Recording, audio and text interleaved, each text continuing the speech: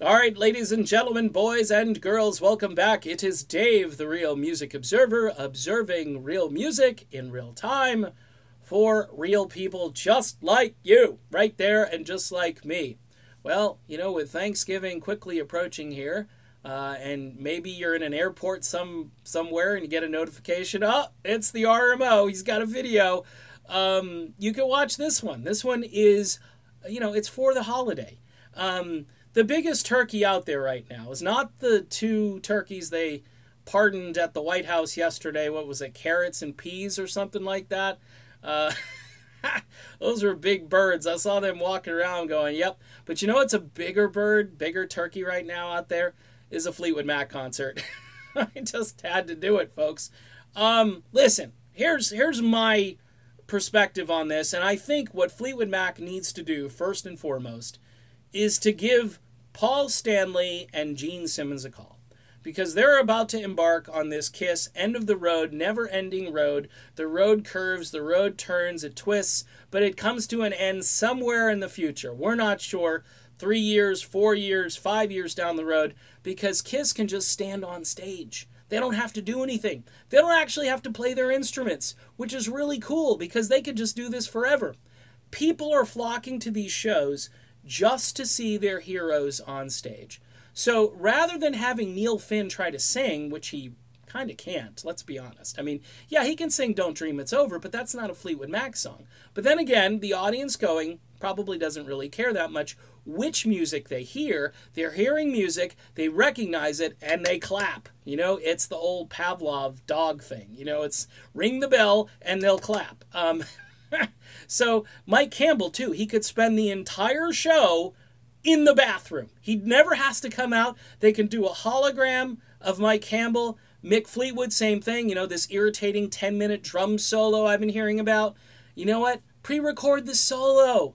Go walk around and talk to people. You could go out on the concourse and just hang out with people. You're really tall. You can have pictures, take pictures with a lot of short people so they look really short and you look really tall and menacing and so forth. And again, you don't have to shave. You don't have to look decent. You can just be Mick Fleetwood, which is kind of what he normally does. Stevie Nicks, the same thing. No twirling needed. You could send a twirler out there for you, a designated twirler.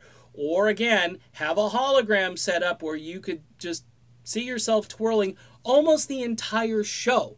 Because people apparently like the twirl more than they actually like the music. Because even the reviewers are like, ooh, she did a twirl.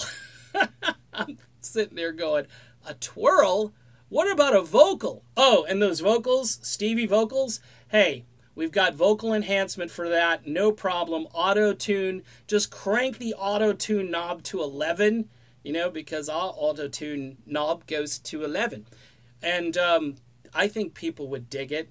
I think the people who are showing up for this would appreciate it more.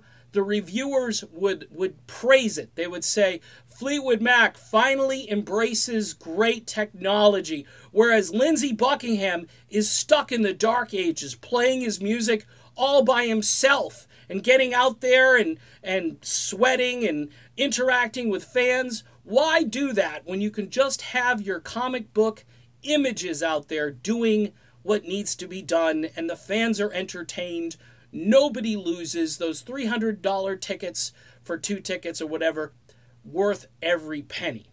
Now that would be something, folks. But this is where we're actually headed.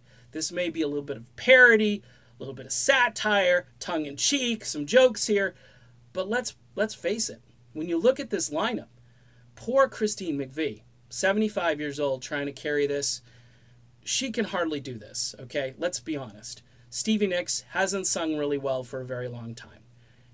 Picking Neil Finn was like a pitcher throwing a curving, breaking, sliding screwball that goes over the head of the catcher and hits the backstop. It's just not, it's not the right person to fill in for this legend, this genius, okay? Mike Campbell right now is kind of tarnishing the image of the group when you look at it in total.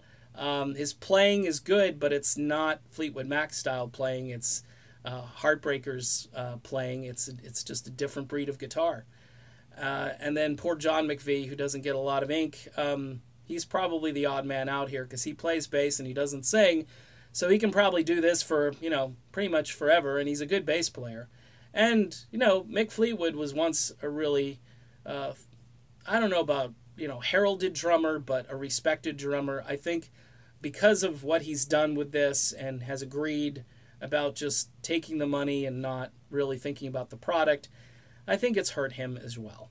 So that's my review, folks. And yes, I've seen bits and pieces. I know I've been told I need to go to a Fleetwood Mac concert. I don't think I'll be going. I can't afford it, number one. And number two, I'd rather go see a Fleetwood Mac tribute band right now. All right, done. Be back soon. Have a great Thanksgiving if this is your last video of mine before the holiday. See ya.